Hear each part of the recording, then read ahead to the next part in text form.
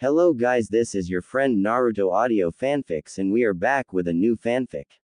Which is what if Naruto ran away and discovered his powers? Naruto times Hinata times Sakura times Ino times Tenten times Anko times Harem, Part 2.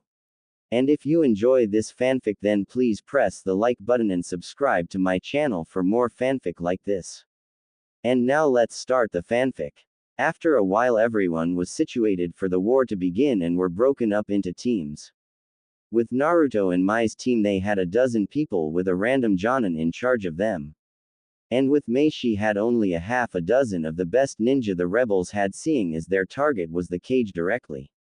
When everyone was ready to leave, Mei began her speech. Okay, now we have gone a long way so far and now it is finally time for us to finish this. Let us attack with all of our strength and we can't lose.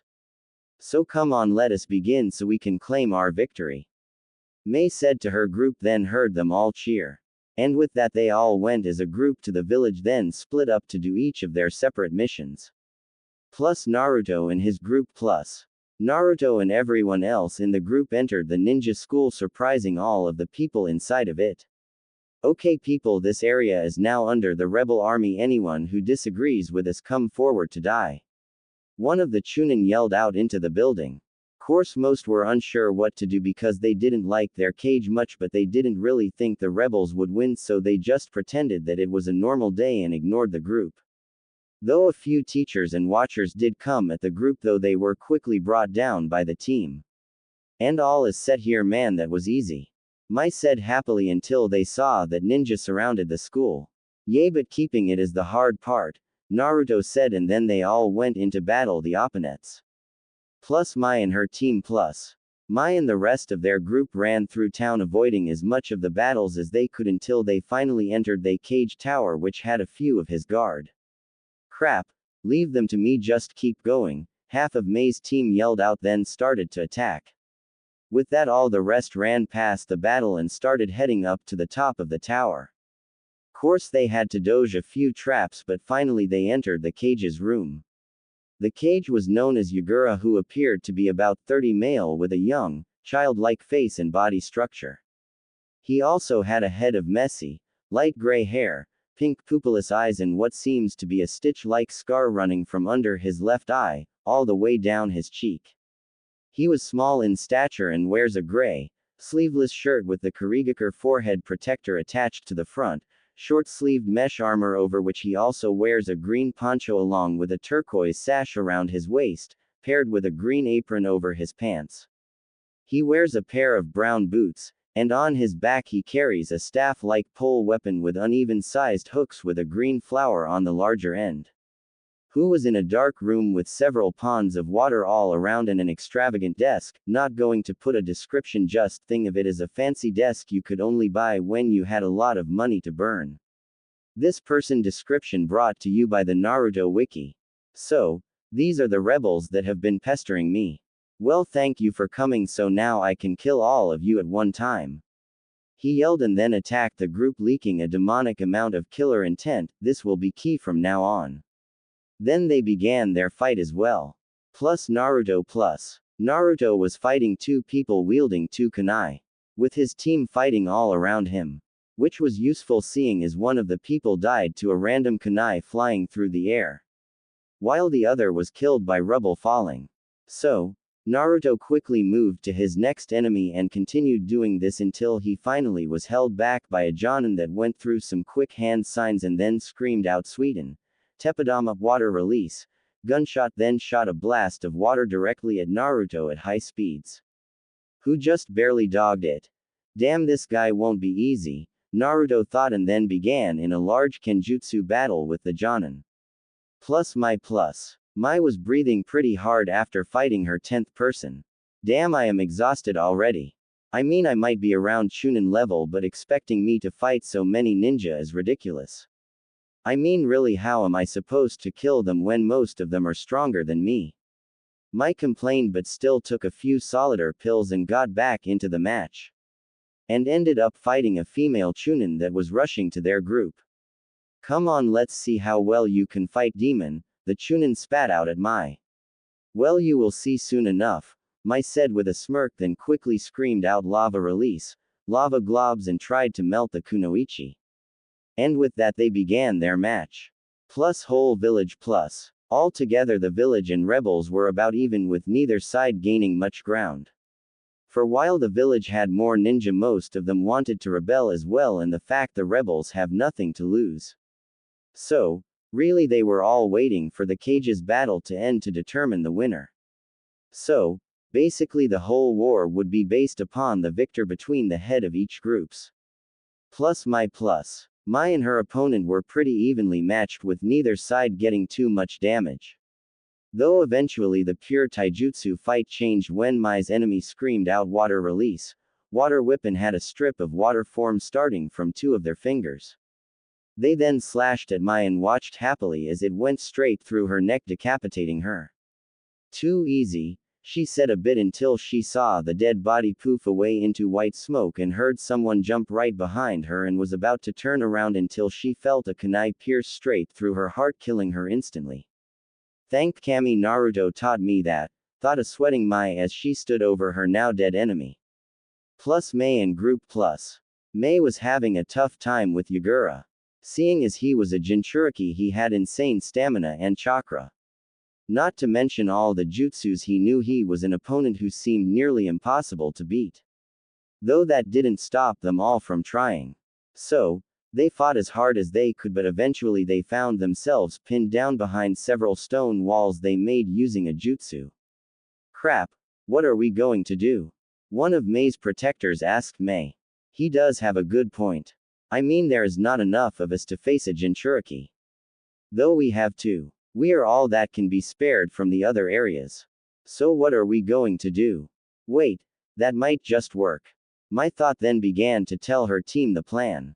Plus Naruto's battle. Plus, Naruto and the Jonin were in a major kenjutsu battle, with both sides bleeding from minor cuts on their bodies.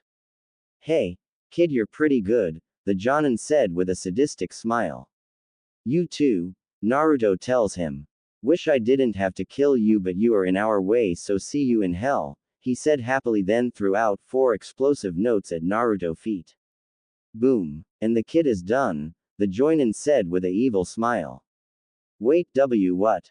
How? No, that is impossible, the Jonin said in total disbelief of what he saw. In the middle of the fire was a boy with his robe with not a bit of ash on them. His skin wasn't black at all, but seemed to be steaming. Course, the thing that scared him the most was the boy's eyes that seemed to change from the blue they were to something much more dangerous looking. Immediately, even with all the training he received, he cringed back in fear. What kind of demon is he? He walks out of the fire completely unharmed, with power radiating off of him. This is not good. He couldn't help but think in his mental breakdown. While he was in his breakdown, he didn't notice the boy come up to him and quickly stab him between the ribs, hitting the heart for a quick death. Dang, I gotta be more careful. He nearly killed me, Naruto thought as he looked down at his hardest opponent yet. Plus how Naruto did it. Plus, when Naruto sees that there are explosives around him, he quickly did a jutsu that he borrowed from his mother before he left. As he did, he quickly whispers out water armor. Plus, just to make sure, he uses his bloodline to push all of the explosion away from him slightly, reducing the damage he would have got down to the complete destruction of his water armor and some slight burns on his skin. And thankfully his clothing had repair seals on them which kept them from burning up.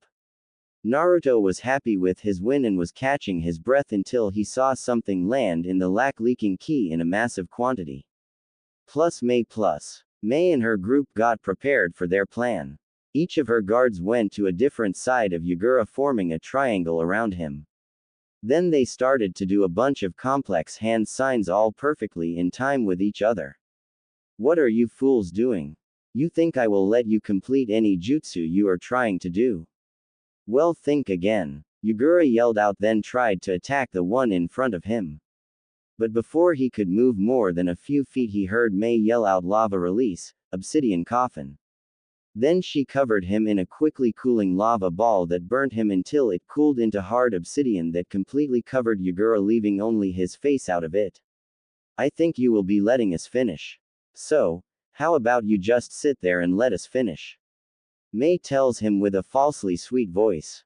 Course Yagura wasn't happy with being captured and slowly began to break free from his confinement. Soon enough cracks began to appear on the outside of the rock. May, we still need time. We are only halfway through the seals now. Please keep him from moving for a bit longer. One of May's group called out to her while still doing hand signs. I know, but he is too strong. I don't know how much longer I can keep the cage around him, May told him while sweating from the exertion of holding the now crumbling rock together with pure chakra. Though she was losing chakra fast. Eventually the strain became too much and May couldn't hold the stone anymore and it quickly crumbled, releasing an angry Yagura. Bastards, die already! Yagura yelled out in complete rage, then charged at the man in front of him, who was freaking out because he couldn't move still due to the fact he was still doing the group jutsu. He was about to die with Yagura getting closer and closer. Water release. Destroying water's capture zone was heard finally, and just in front of all of May's companions a wall of dense water was formed into walls, making a cube around Yagura except for half of his right arm, which held a kunai mere inches from the man he was attacking. Course he was forced to pull his arm back when he felt the water start to eat into his flesh. Though the man that he attacked was still completely terrified and fell to the ground shaking in fear of the fact that he was mere seconds from death there. It is over, Yagura, this is your end. You know that this is the Hidden Mist Village's ultimate capturing jutsu. It can't be broken by anything, nor can you go through it, or its pH level will destroy everything you are. The only thing you can do is wait for it to kill you as it closes in on you. Goodbye, you worthless corrupt cage. May said, and with that all the rebels present began to will the waters to shrink down, making the cube smaller. None of them felt any regret as they saw the soon-to-be dissolved ninja look around in utter shock. Meanwhile the cage in the cube had many things going on in his mind as he saw the cold eyes of his enemies look down upon him in his final moments of life. No. This can't be happening. I was meant to rule the world and finally rid it of all of the evil bloodline users. Why do they stop me? Don't they know that those demons will just kill all you care about, just like they killed my life by sealing a biju inside of me? No, I must stop all bloodline users from living. I must have my revenge. Biju, give me your power, I must win. Yagura yelled out into his mind only to hear a deep laugh come through his mind. You foolish mortal, you are just as weak as all the others. Why should I help you when I can now free myself? You see, the sealer that put me inside of you only made it so I was held back by your mind. So, as long as it was strong I couldn't break free. But, now that you are weaker and these fools just wrecked your sense of power, just weakened the seal enough for me to completely free myself. I can finally squash all of you pathetic mortals like the bugs you are. The demonic turtle screamed out, then destroyed the seal and leaked all of his chakra out, completely taking over Yagura, which destroyed his very mind and soul, leaving only his body, which was quickly being morphed back into the turtle's likeness. Finally, thanks to you pathetic humans, I am free to do what I want again. Now as your reward I will make sure you are the first humans I kill, the Biju told May and her group, scaring them with the amount of Ki he was leaking out. Then using all of his force he completely destroyed the water walls by evaporating it with the amount of demonic energy he was using. Then quickly destroyed the room they were in with a loud boom and jumped into the nearby lake, where by molding the molecules around him he quickly built himself a new body and prepared to destroy the very village that trapped him once and for all. Plus village as a whole plus. Every ninja was still fighting until they heard a giant explosion coming from the cage tower, making them shiver at the Ki that came from the hole. Then they saw something that they wish they never did. A humanoid figure leaking ki and blood-red chakra leapt out of the room and landed into the lake. Then after a large burst of that chakra came the thing that they all feared. The three-tailed turtle Biju standing in the river with all of its ki filling the air around the village. They were about to die and they all knew it. So, they decided that if they were, they would die trying. So, with that in mind they all ran up to the lake and prepare for what could be their final battle. Plus lake plus. Everyone, rebel and loyalist alike, were at the lake looking at the turtle in front of them with fear evident in their eyes. Soon Naruto and Mai saw Mei run up to the lake as well and quickly ran to her as all the ninja began to fight the beast. Sis, what happened? I thought you were supposed to beat him in the cage tower, Mai asked. We did, but that brought out the Biju, allowing it to come out of the seal and attack the world again. Now the only thing we can do is figure some way to beat it, like another seal. Mei said. Then they both turned to Naruto with a questioning look. Yeah, I think I could beef up my evil containment seal enough to capture him. I just need two things which are both hard to get. Time and a living human body to seal the beast into. Naruto said with sadness evident in his voice. What, you need a human? No, there must be another way. Please tell me you're joking. Mai said, making Naruto just look down even more in sadness. I am sorry, Mai-chan, it is the only way. Naruto mumbled out, barely hearable. Fine, if that is what it takes, we can't change it. We don't have another plan. The only problem is how are we going to pick which person will become the Jinchuriki? Mei said, and then they all thought about it for a bit and couldn't think of any way to do this easily. I will volunteer, a female voice was heard. Which made all of them turn to where the voice came from. Where they saw a girl about the same age as Mai was. Who seemed to be a bit small for her age, being about 4 feet 10 inches in B cup. She looked like she was training all her life due to the fact she had the body of an athletic runner. She also had light blue hair that ran to her shoulders, with the bangs of her hair partially covering up her pink eyes that only had a very small pupil. So small it was practically invisible.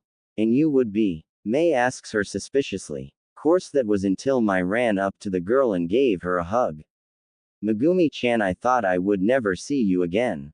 Mei called out. You know her? Mei asks her sister. Yeah, I know her. She is the youngest cousin of Yagura.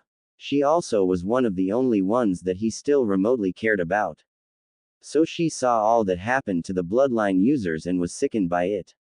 Now I know that you don't trust her because of that, but she actually is the one that allowed so many bloodline users to escape her cousin's clutches. She even helped me escape, and I would have gotten away without a problem if I didn't freak out and accidentally go the wrong way out of the village. Oh, and just so you know, I trust her completely. Mai said with a quick smile. What she said is true. My cousin was good man until he started having a dream of a man with red eyes. Soon after that, he attacked the bloodline users and started this war. Now I felt sorry for them, so I wanted to try and stop him, but he was too far gone. So, all I could do was help the people he attacked. And right now I have a way for my family to repay the village for all the trouble it caused. No other family needs to carry that horrible burden. Please let me, so I can at least have a chance to repay the bloodline users for all of the crap my cousin did. Megumi said with desperation clear in her voice. She truly wanted to become the sacrifice for this. I believe her, but it is up to you. Now for the seal to work, the demon needs to be weakened, so work on that while I start on the seal.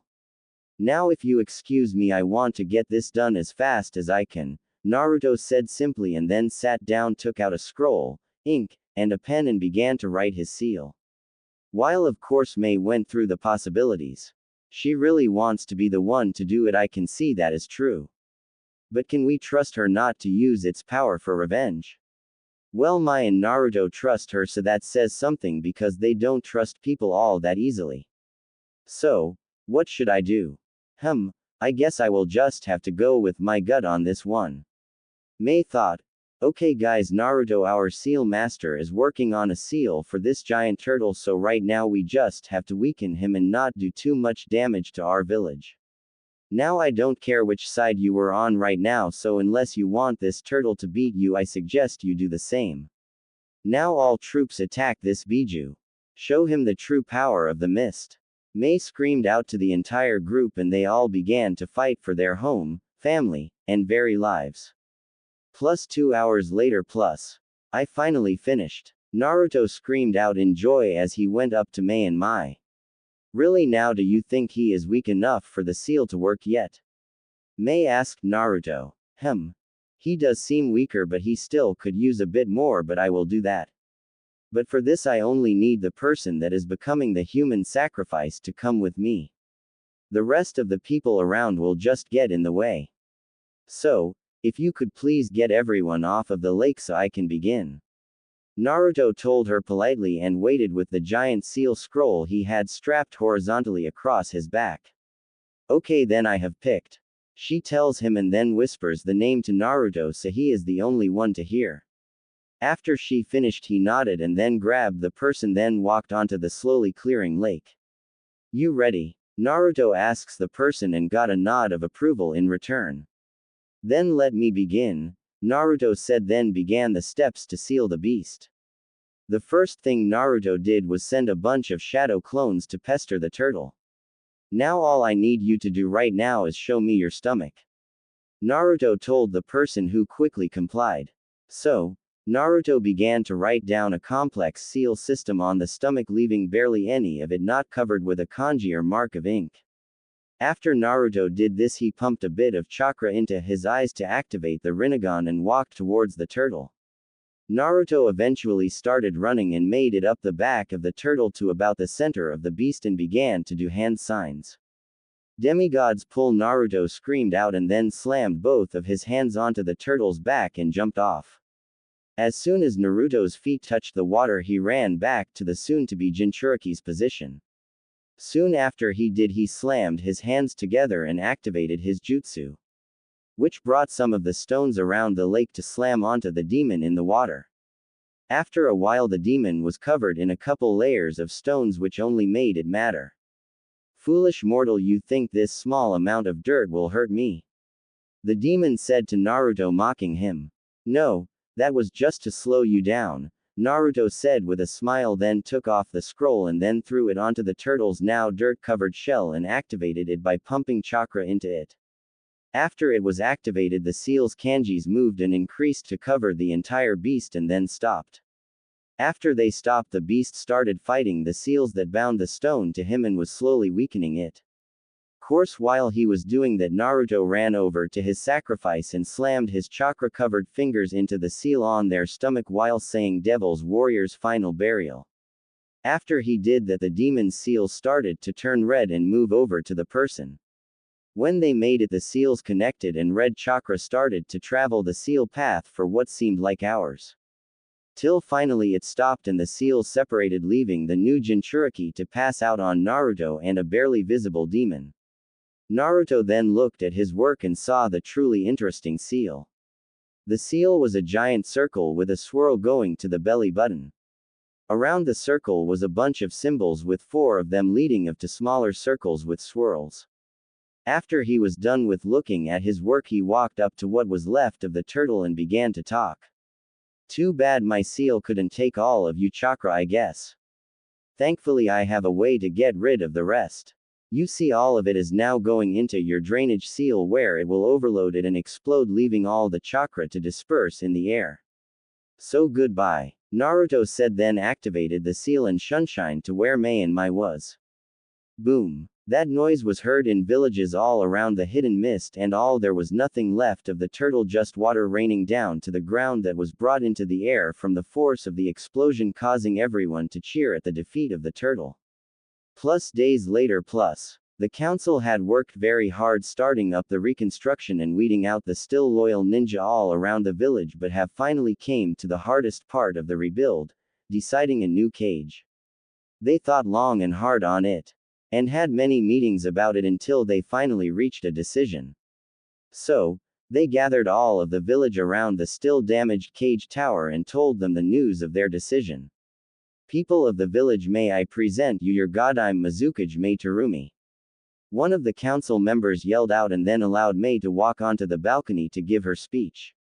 We of the Hidden Mist Village have had a tough time for a while now with the last cage and the war going on. Now, while you all know that I was one of the people to start the war, want to assure you that it will bring in a new era for all of us. With the war over, we will rebuild our village and make it even better than before. And soon enough we will become the strongest village of this world. Mei told the village, causing people to cheer for her as she basked in it. Next day, Naruto, Mai, and Naruto's newest friend Megumi were in the makeshift office on the floor below the original office and were waiting to find out what Mai wanted. Welcome Naruto-kun, Mai-chan, Megumi-chan, I have brought all three of you to my office to give you your ranks. For Naruto we give you the rank Genin just because we have a plan for you that needs you to be that rank. Mai said, tossing Naruto a Hittite 8 which he accepted, not really caring which rank he got. Now for you two, I want you to finish up this year's schooling with all the other kids, seeing as neither one of you graduated. Oh, and Megumi, please don't use your Biju's chakra. I am sure Naruto has told you the reason not to. Mai said, and they both accepted that, and all three were about to leave until Mai called for Naruto to stay. Naruto, I know you are stronger than a genin, but we must show that we are still strong. So, you will be on a genin team for the sole reason of doing great in the Chunin exams, where you will be brought up to Chunin, or maybe even Jonin. Mai said seriously, and then gained an angry look that slightly scared Naruto as she continued. Also, the council has voted that your Rinnegan is to be made into a village bloodline. So, in order for your clan to increase in size quickly, you must take multiple wives. She finished, then looked at Naruto, checking his reaction to this, and was actually surprised by it. Naruto had a look of horror on his face as he exclaimed what he was thinking. What? How am I supposed to even date one girl when she will automatically think I just want her for breeding? This is just great, I will never find someone to start a family with. Naruto complained, which made Mai laugh a bit. Well, Naruto, any normal man would have been really happy with that, but then again, you never were really normal. Though as for your concern, I don't think will be all that hard.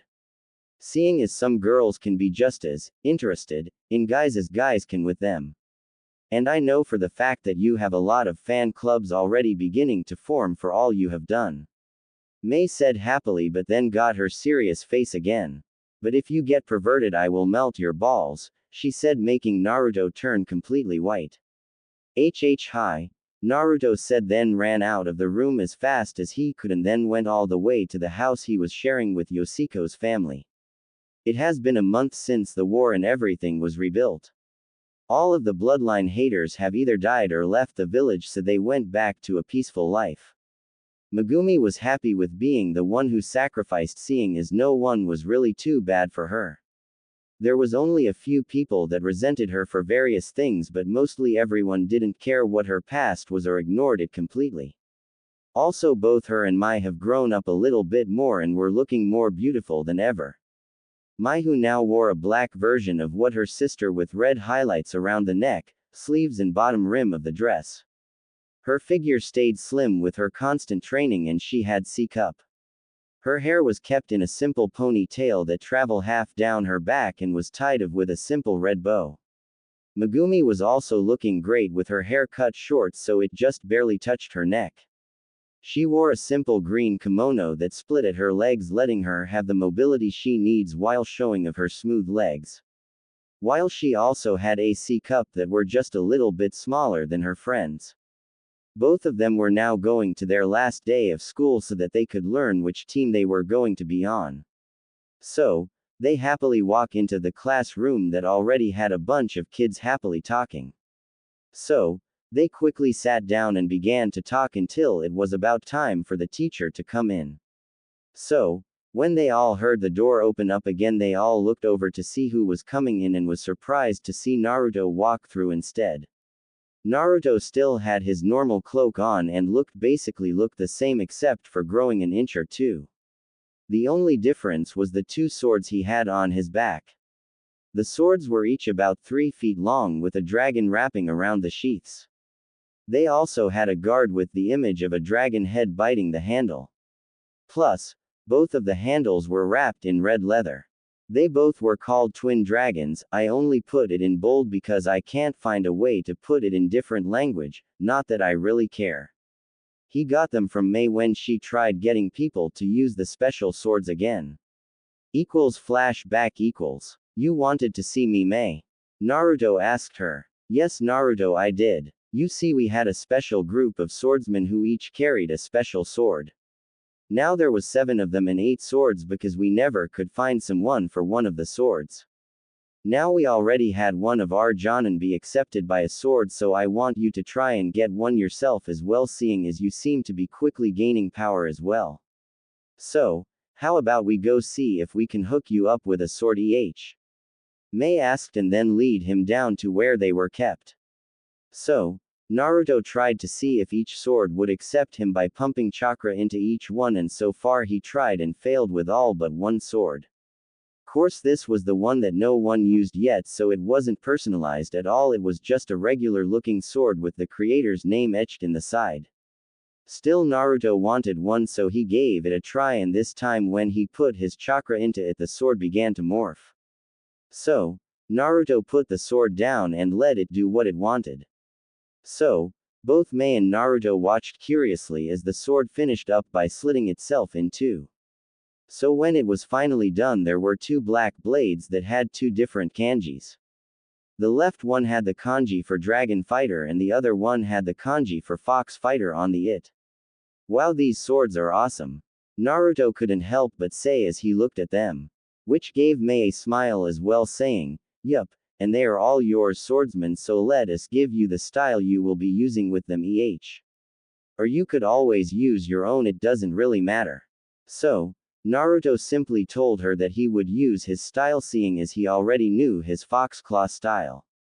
And with that, Naruto left the room to train more. Flashback end. When Naruto entered the classroom, several girls blushed a bit seeing the person they had a crush on. Still Naruto took no notice and walked up to Megumi and Mai. "What are you doing here? I thought you were already at least Chunin." Mai asked, confused. "Ah, yeah, well, you see, Mei-chan wants to show that we are strong still, so she is going to put me on a team until the Chunin exam, where I will then go up to my rank. Though I have no idea which team I will be on, seeing as she still wanted it to be a surprise," Naruto told them, which of course got both of them hoping that they were on his team.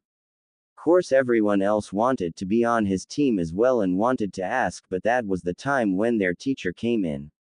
"Okay, then I know you guys are all excited about being genin, but be quit for a while so I can actually tell you which team you are on," the teacher said. That made all of the class pay attention to him completely. "Okay, then these are the teams. I am only going to say Naruto's team. Team 8 is Naruto, Megumi, and Mai. Your sensei will be Yoshira," and as soon as he finished, all of the Jonin walked into the room. Course everyone knew about her already. She had big D cup that she hides in a dark red kimono with a black sash around her stomach. She also has dark hazel eyes and long blonde hair that was kept out of her eyes using her headband. Though she never holds any weapons on the outside of her outfit, everyone knows that she hid weapons all throughout her sleeves using seals. The only thing that some think harmed her good looks was the scar that she had on both cheeks from a swordsman trying to kill her.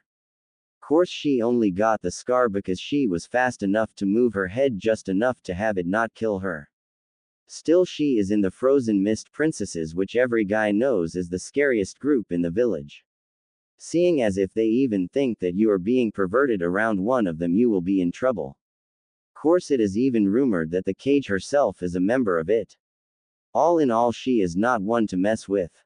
"Team 8 with me," Yoshira said simply, and then had them all follow her into one of the restaurants in town.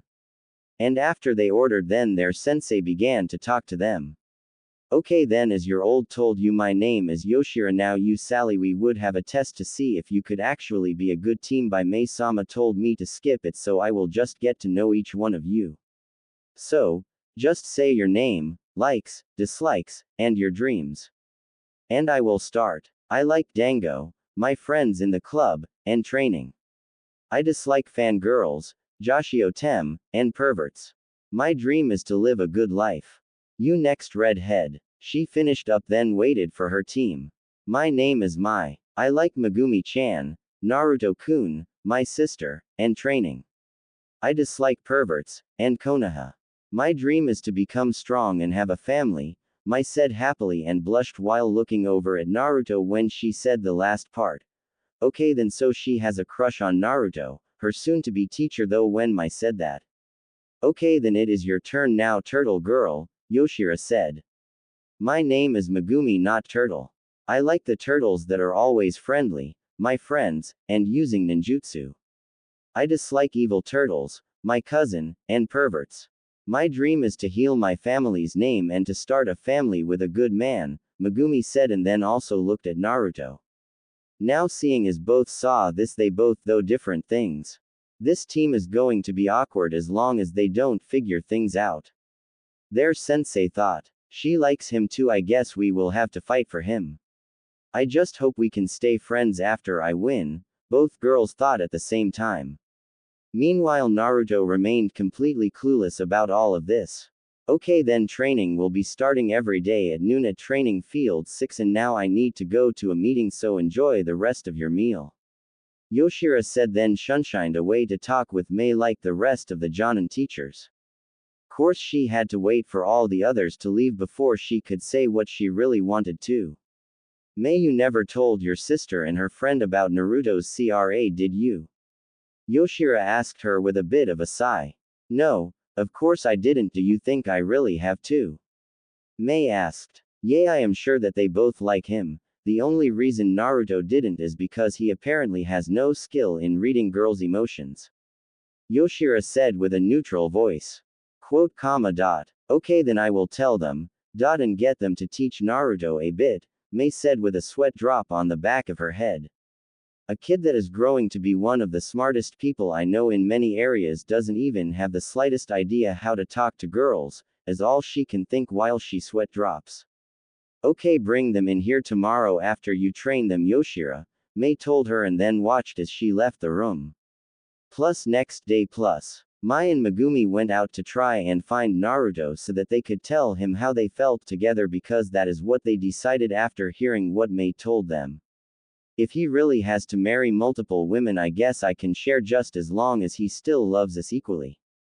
They both thought as they finally saw Naruto. Hey Naruto, is it true that you are under CRA? Mai asks him. Yeah, why? Naruto said while sweating a bit. Crap, they're going to think I am just a pervert, aren't they? Naruto thought, thinking he would lose his friends. Okay then would you mind dating us then? Megumi asks, blushing so much that she looked like a tomato. What? Naruto asks in total disbelief. You heard her, we want in, Mai said, blushing just a bit less than Megumi. Please say yes already, this is embarrassing, Mai thinks as she waits. Why yes you're? Naruto says, still in shock. I can't believe it, I mean yeah, I like them but I wasn't going to tell them yet seeing as I just don't know how they would react to CRA, but now I don't have to. I mean they already figured it out and are okay with it. This is great, I finally get to date the dream girls. Naruto was thinking as he stuttered out his answer. After that he was hugged by the two girls with such force that he was knocked to the ground. And from that day on the team couple was made. Plus week after plus. Okay then Team 8, your next mission is to bring back Zabuza Momochi and his companion Haku back to the Mist Village. You see he left for failing to kill the last cage, so we could use him back because he is very strong and has basically done nothing wrong. Mei tells them and then with a simple nod they run off to try and find them. Plus Konoha, week and 2 days before plus. All was peaceful in the village until Kiba was heard screaming in the mission handout area. No. I demand that I get a better mission. These missions are an insult to my power, so give me better ones. Kiba screamed at the Chunin giving out missions. Who of course quickly decided to give him a mission just to shut him up. Okay then here is a C rank mission then Kiba. You and your team are to protect this man as he finishes the bridge he is making. Bring him in please, Minato asked the Chunin by the door, who nodded and opened the door to show a drunken Tazuna in. So, these are the people to protect me. Bah, they don't look like much. Tazuna drunkenly slurred out, which caused the Kiba to get angry and try to kill him. No Kiba, you can't kill the person we are supposed to protect. And don't worry Tazuna, I will be there to protect you as well, so no harm will come to you. Kurenai said, smiling while still holding Kiba by the back of his shirt. And after a few moments they were off traveling with him to the wave. They all quickly passed a puddle that all Kurenai ignored. It is so sad that they think that will trick us, Kurenai though as she secretly stared at the puddle. Still the ninja attacked and quickly killed. Kurenai then ran at Hinata. When she saw this she was about to attack when she saw that Kiba beat her to it when he quickly knocked out the missing nin. Hey, I just saved you Hinata, so how about a date with the strong hero? Kiba say only to be turned down by her soon after. Damn it. I will have you eventually, Kiba thought. And with them done with the ninja, Kurenai came back and confronted Tuzuna about his lie. Which only lasted a little bit until they all decided to continue still. But after a little bit longer Kurenai screamed out, "Duck," right before a giant sword flew over them and hit the tree behind them. Well Kurenai, the genjutsu mistress of Konoha, how about you hand over the old man and I will let you go? A voice asked her from the sword, and when she saw who it was she began to mentally freak out. Crap, that is Zabuza, the demon of the mist. How will I be able to beat him with my genjutsu? She thought, worried, but hid it and said no to him. Zabuza looks the same as in the anime. Too bad now the kids have to die. Zabuza said, then quickly went to try and kill them all, but thanks to a kunai block from Shino pushed it down so he only smacked them away.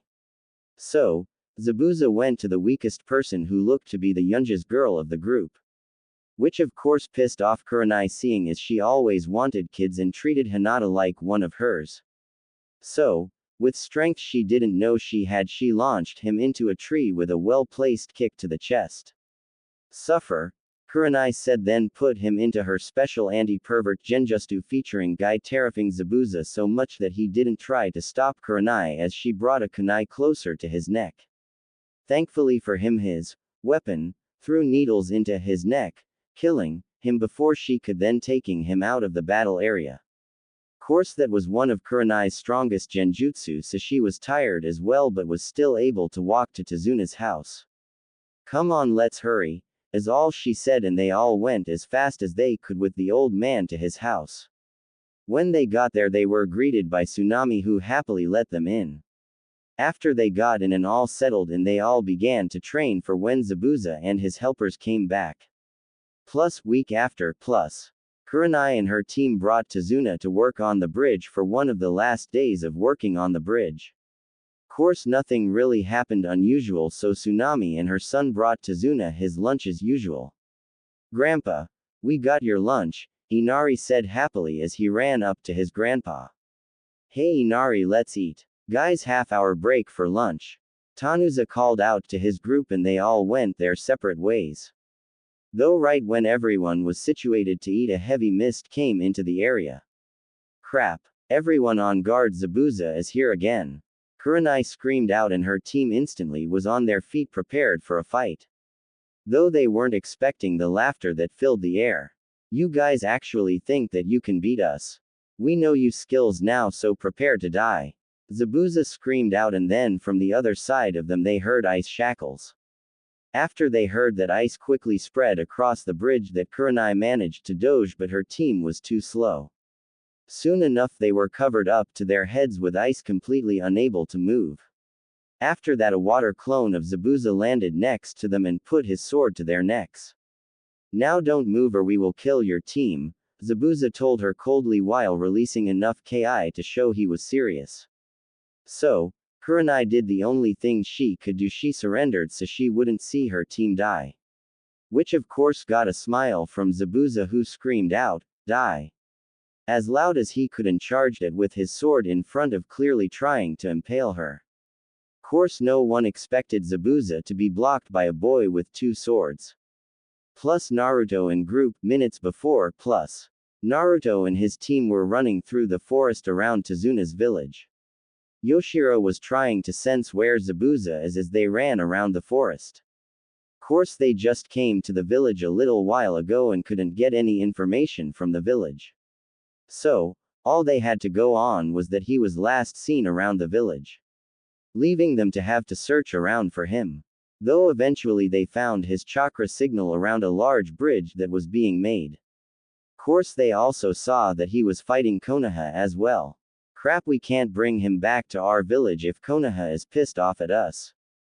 It could cause some trouble for us later, we must stop him, Yoshiro said angrily. Konoha will be mad at losing the clan heirs. Course right when she said that they saw he has about to kill them, so before any one of them could notice, Naruto ran up to Zabuza and blocked his sword with his two swords. Plus everyone plus. What the did this guy come from? Kiba screamed out, while everyone else just stood there in shock.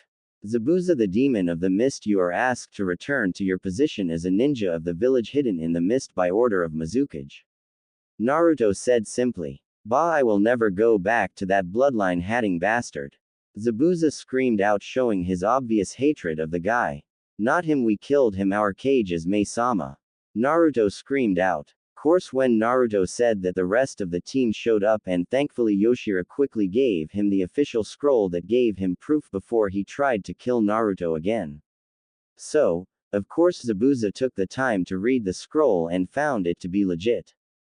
Okay then, so the new Mizukage wants me to come back, Zabuza asked, then received a positive nod as an answer.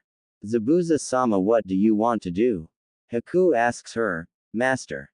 Well, I am going to go see what this Mei gal wants.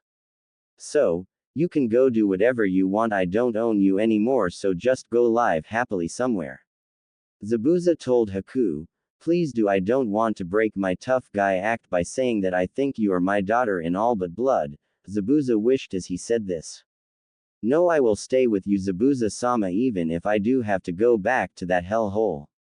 Haku said, determined. And with that, they both released Kurenai's team and started to leave the area with Naruto and his group until they heard a voice yell at them. Well, it looks like the great demon is just a big softy. Man, am I glad I went with a backup plan. Now kill all of the guys but leave me all the girls for my enjoyment later, especially that ice bloodline demon. A short pudgy man screamed out, causing all of his thug army to charge. Shit, what are we going to do? I mean, there's no way we can kill them all with the amount of people we have. Kiba shouted, starting to freak out. Calm down, Kiba, we won't let these weak perverts get. Kurenai started until she felt a large mass of Ki radiate from somewhere near them. So, of course everyone looks to where it comes from and truly get afraid. For right there was Naruto with his Rinnegan activated and swords drawn, looking down at the thug army. The key amount that was released from him was so much that the people around him could have sworn they saw the Shinigami standing right behind him. You will not touch my friends. Naruto screamed out in a voice that was about as demonic as a human voice can get. And with that, Naruto charged at the army. For the next 5 minuets there was what could only be called a massacre. Blood flew everywhere and one of the thugs died, leaving only Gato left alive. Thankfully Inari passed out from the ki before he was mentally scared. Please don't kill me, I will give you anything you want. Gato begged Naruto when Naruto grabbed him by the shirt. So you will write down the location of all you have stolen from these villagers. Naruto screamed at him, and of course he did exactly what Naruto wanted. After he did that, Naruto just smiled sadistically. Okay then, I won't kill you. Naruto said, making Gato sigh in relief. They will. Naruto told him after a few seconds, and then threw him to the villagers that gathered with weapons at the ready. And with that, Gato's screams of pain were heard all over the town. And with that, Gato's army and life was destroyed by a single boy. Plus next day plus. Tazuna let the Mist Ninja spend a few days in his house to recover, so that is what they did. Course that was until Kiba decided to flirt a bit. So, he walked up to Mai, Megumi, and Haku to try and get one of them. Hey girls, how you doing? Kiba asked, making his voice sound as strong as possible. Hey, they responded and then went back to their conversation. So, what is your names? Kiba asked them simply, which they all answered truthfully, seeing no reason to lie. Ah, such beautiful names for beautiful girls, Kiba simply asked them, trying to get them to like them. Oh, thanks, but we are already dating someone, Mai and Megumi answered immediately, which was the exact time said boy and all the other ninja walked in, and Naruto immediately gave them both a big hug, making them blush as they felt his muscular body. Hey princesses, how is it going? Naruto asked both of the girls, who both smiled when they heard the nickname he gave them. What, you are both are dating? What is your name? Kiba says in disbelief and then remembered they never got his name, so of course all of the ninja besides his team listen closely to him. Oh, well, you guys can call me the White Fox, I guess, seeing as my real name is unimportant. Naruto said, simply shocking all of the people there. You mean you are the White Fox? Also known as the youngest traveling ninja? Hinata said in disbelief. Yup. As all Naruto tells them, just because he still isn't used to people being surprised by his nickname. Wait, you mean the person most respected by the civilians is a pervert? Kurenai said while her and Hinata began to get their anti-pervert jutsus ready. Wait, Yoshira quickly said, then pulled the two other girls out of the room. You see, he is not a pervert. I know that for a fact. The only reason he has multiple girlfriends is because our council decided that he needed to replenish his bloodline quickly. And neither girl was forced into it, they really do all like each other. Yoshira said, trying to calm down the two angry women. Stupid council, making it so men get to live out all their perverted dreams, but if you say so we won't kill him, but he is your village's problem if he becomes a pervert and tries to rape all of you, Kurenai said, and then walked out of the room. Oh, well, are you seeing anyone, Haku-chan? Kiba asks, hoping that he at least gets one. Sorry, I am a boy, she said simply while thinking, yes, anti-pervert sentence always works. He thinks I am a weird guy, not a girl. Course this also depressed Kiba, so he left the room with his head down.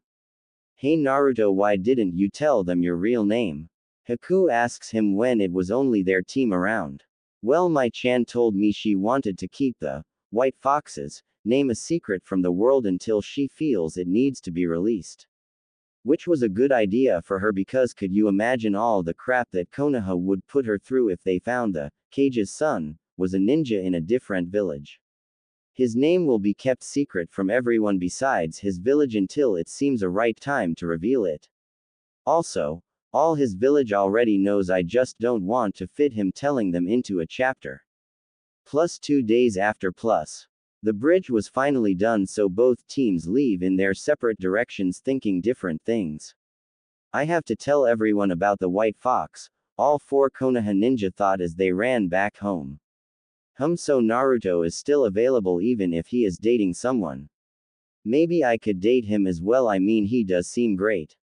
I mean he protected us and obviously cares for both of them, Haku thought, then realized she was staring and turned away with a blush on her face. My daughter has her first crush. Well, I guess she picked someone that seems good. But if he hurts her I will personally kill him in the most painful way possible, Zabuza though as he saw his daughter start blushing. Meanwhile all the rest of them were just happy they succeeded and wanted to reach home as quick as possible.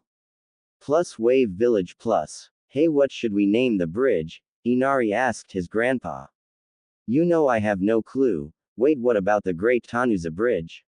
He asked the village hopefully, only to get everyone screaming no at him. Course that was the time that Tsunami decided to try to name it.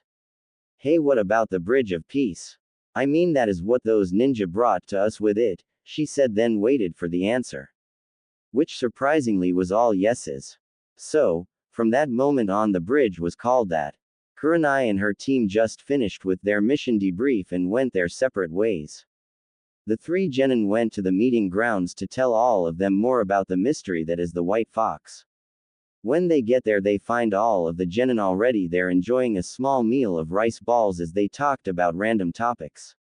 Hey guys, bet you can't guess who we meet on our last mission. Kiba said mockingly when they reached the rest of them. Should we actually care, Kiba? I mean it was probably just some random ninja anyways. Sakura said, vocalizing the whole group's lack of care. No, actually Sakura-san, we meet the White Fox on our journey and it seems that he has joined the mist. Shino said calmly but yet still surprising the whole group. Wait, you actually met the fox? Ino said in disbelief and got approval nods as her answer. Oh, wow, so what did he actually look like? Why was he there? She asked the entire team, wanting to know everything she can about the enigma called the White Fox. Well, the White Fox seems to be a man who loves to be mysterious, seeing as he never removed the cloak he wore to keep his identity secret. Though we can see that the description matches the one in the book, except he is not wanted by the Hidden Mist, instead it seems he is a member of them instead. I mean, he brought Zabuza and his helper back to them saying that it was a mission for them, so it is safe to say that he is one of them. Hinata tells her friend, making sure they all knew the same information. Ah, so the fox settled down then. Shame he didn't come here then. I mean, could you imagine being able to actually find out who he really is? So much easier. Now if we want to find out more, we will have to actually see him in various places. Ino said, a bit saddened by the news. Bah, why do we want to know about someone who can't even enter the village anymore? We know he is real now, so what does it matter? There is nothing more reason to find out about the fox. Kiba says to them, a bit annoyed. I mean, really, all of you girls should be focused on the alpha male here, me. Not some other guy that you can't even get around. Kiba thinks after he tells them that with a perverted smile on his face. Still, they all felt he had a point and just focused on training, seeing as they all wanted to get to be in the Chunin exam. Meaning that they needed all of the training they can get to be prepared for it. Plus Naruto and gang plus. Naruto's team reached the Hidden Mist with Zabuza quite quickly, seeing as they weren't searching for anyone on the way back. Course, when they got there, they immediately went to Mai to do their mission debrief. Sis, we have completed our mission, Mai said happily as she walked into the room. Well, first of all, will you two be joining our village again? Seeing as the cause of you leaving was only attacking the last cage, so do you wish to join under me? Mai asks both Zabuza and Haku, then waited for their answer. Yes, we will join you, but if you ever become like that bastard was, it will lead to the same fate. Zabuza said, then quickly felt a large amount of Ki focusing in on him. So, of course he looks around and sees the cage with a sickly sweet look on her face. If you threaten me again, then there will be nothing left of you except a puddle of lava. Mai said calmly in a voice that sent shivers down Zabuza's spine. Hi, Zabuza says, obviously a bit afraid of the woman in front of him. Geez, why is this scaring me so much? It is just one girl.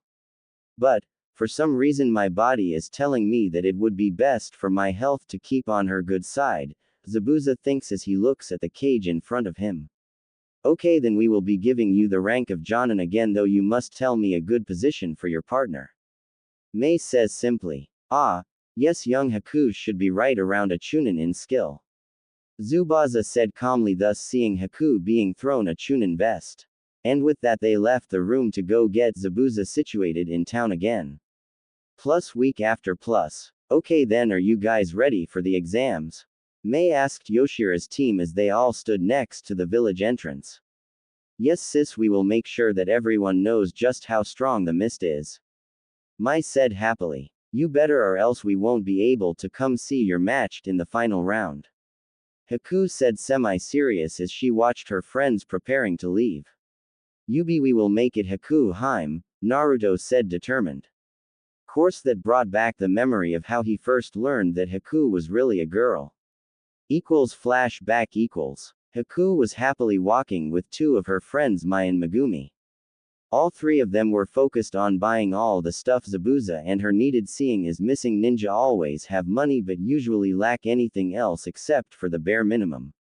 Okay then Haku, what do you want in terms of clothing? Mai asked Haku, seeing as they promised that they would help Haku get situated. Well Mai, I don't really need anything too fancy. Maybe just some regular kimonos, casual dresses, undergarments and such. Only enough for little while, then I will buy other stuff when I can actually enjoy myself in carefree shopping. Haku said calmly. Okay then, that should be good. Wait, did you just ask for female clothing? I thought you were a guy. Megumi asks, causing Haku to blush a bit in embarrassment. Well, you see, I find it so much easier just to say I am a boy than to deal with perverts. Plus, Zabuza sensei told me that it would be easier to not attract attention if I didn't look like a girl. Which makes sense, because if you look like a guy no one will try to flirt with you. Haku said, still blushing at having to tell her friends. Oh, well, I guess we can understand that, but why didn't you tell Naruto? I mean, he is a pretty good guy, he wouldn't try to do something to you. Mai said. Yeah. Well, I didn't want that Kiba kid having a chance of overhearing me. Haku said happily, and with that they all just continued buying random things for Haku's new home. Thank you for helping me set up our home, Haku said, truly thankful for her friend's help. No problem, now make sure that you and Zabuza come to the restaurant for the celebratory meal after our first real mission success, Megumi said, and with that they all left to prepare for the meal they were going to have. Later that night, Naruto, Yoshira, Mai, and Zabuza were all at a random restaurant waiting for Haku to show up, seeing as she was the only one not there. Okay then Zabuza, do you know what is taking Haku so long? Mai asked, only to see Zabuza shrug. Haku didn't tell me anything except that he might be late for some reason. Zabuza said simply. Though right after he said that, said person walked through the restaurant door, surprising a certain blonde. Haku walked up to them with her hair flowing down her back. She had red lipstick and just a slight amount of makeup to show of her face's true beauty. She was also wearing a pink kimono with sakura flowers and a dark red sash tied around her stomach, which showed of her figure perfectly. Altogether she was looking absolutely beautiful, especially with her checks slightly red because everyone was looking at her. Haku, I thought you were a boy, Naruto said in total surprise. Does it look like I am a boy now, Naruto-kun? Haku asked while walking up to him. Which of course made Naruto blush even more until she finally sat down next to the still shocked Naruto. Course everyone else was laughing at the way Naruto reacted, seeing as they all knew that Haku was a girl. They just didn't expect her to do something like this to tell Naruto. Course after that they enjoyed the rest of their meal while still picking on Naruto every now and then. Course after that day Haku became one of Naruto's girlfriends. Course she only became one because she grew to like him from when they talked as they came to the village. Which of course was completely fine with Mai and Megumi because they both knew she was going to be with them eventually. Flashback end equals. So, now that you guys have finally finished saying goodbye to us, then just leave so you don't miss all of the exam because you couldn't stop saying goodbye. Zabuza mockingly said. Stop acting like you won't miss us, Naruto told him in a sarcastic voice. In your dreams, kid, Zabuza said with a tick mark beginning to appear on his head. Nope, my dreams aren't about you, so sorry, and with that Zabuza began to chase Naruto around the field. Well, we better go before we lose a teammate, Yoshira said, and with that they all left to go to Konoha. Near Konoha. Okay then, now that we are so close to the village, let me remind you of two things. One, remember that we aren't here for you to become Chunin. You more than likely will become Chunin no matter what. And two, Naruto will be known as Yuto Rustoshi. Oh, and Naruto, please wear this mask to hide your whisker marks, Yoshira said, handing Naruto a white mask which he calmly puts on his face. Then they walk to the entrance. Halt and state your business, a random Konoha Chunin at the gate asked them. We are here for the Chunin exams. I am the sensei Yoshira, and this is my team Mai, Megumi, and Yuto, Yoshira said as she pointed to each member of her team who nodded when their names were called. And after a while they were allowed to enter the village. After they got situated in their hotel, they all went to just walk around the village a bit. So, they all went their separate ways, with Yoshira going to get food, Naruto to do some training, and the girls went shopping. Plus Hinata, Narumi, Ino plus. So gals, where are we going next? Ino asked happily as she and her friends went around shopping. Doesn't matter, we are just celebrating the fact that we got nominated to be in the Chunin exams, Narumi said, just as happy because of the chance of meeting strong opponents. And with that they all entered the next store, only for Hinata to see two people she didn't expect to see again. Is that you, Mai? Megumi? Hinata asked, surprised when they saw each other in the store. Oh, hey Hinata, haven't seen you since the mission, Mai said neutrally when she saw the Konoha genin. Hinata, you know them? Hinata's friends asked. Yeah, I do. This they are Mai and Megumi, the teammates of the guy the first was telling you about, Hinata said with a bit of annoyance in her voice because she remembered that he had CRA. Hello, Both mist girls said, normally receiving the same from Hinata's friends. Course with that they all went on shopping till for quite a while until they finally stopped and just sat down and talked for a bit. So, are you guys nervous about the Chunin exams? Narumi asked her new friends. No, we are excited. I mean, we both are completely ready and we know our teammate is as well. Megumi said confidently while Mai nodded her head agreeing. Wow, pretty confident, but where is your teammate anyway? I mean, you guys have been relaxing all day yet we haven't seen your sensei or your teammate. Ino asked, hoping to see the famed white fox. He is right behind you. They all hear right behind the bench they were sitting on. Which of course surprised all of the Konoha Kunoichi, who both jumped away from the voice only to see the person they were asking for. Don't do that. Ino screamed out at him and then saw the person their group was talking about for the first time. She saw a tall boy that seemed to be about her age wearing all white with a white cloak that had the kanji for white fox on the back. He had bright blonde spiky hair, shining blue eyes, and the most noticeable thing about his face was the mask that covered the bottom half of his face, same as Kakashi's mask. Course she couldn't help but notice that he was a good-looking guy. So, you are the white fox? Narumi asks while looking closer at Naruto. Shit, it had to be her, didn't it? Kami couldn't keep her away from me. Nope, I have to meet my so-called sister right away. Hopefully she won't realize who I am. I mean, it has been a while since I saw her. Naruto thought, sweating a bit when he saw her. Could he really be my brother? It is hard to tell seeing as he is barely showing any of his features, and it is not like I can just ask if he is Naruto and expect an honest answer. I mean, when he left he still hated me. I guess I will just have to observe him and find out for myself. Besides, Ino and Hinata will help me, seeing as Ino already seems to like his looks. Narumi thought as she looked at the white fox, trying to figure out who he really was. Naruto-kun, could that really be you? Damn it, if I was out of this seal I could just sense your chakra. Oh, well, I guess Narumi will find out eventually if we get lucky. Natsui thought as she saw the fox through her cage's eyes. Well, hello there ladies, allow me to introduce myself. My name is Yuto Rustoshi, otherwise known as the White Fox. Naruto said kindly, hoping that his sister would take it as the truth. Thankfully, due to the time, they only talked for a bit more before they had to leave for their hotel rooms.